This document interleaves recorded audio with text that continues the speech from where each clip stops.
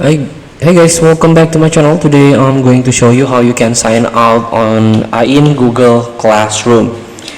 So here, if you decide to end your class on Google Classroom and you want to sign out, all you have to do now, just simply click on your profile picture at the top right corner of your screen and click sign out.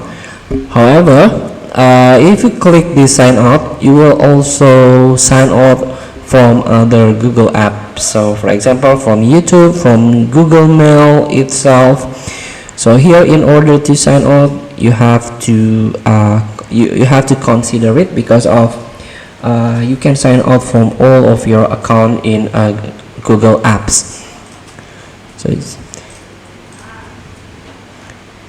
here, and on the settings, you can also change your account setting, change your password and security option, and access other Google services. You can manage it from here, or even you can change your name. You can go to your account settings.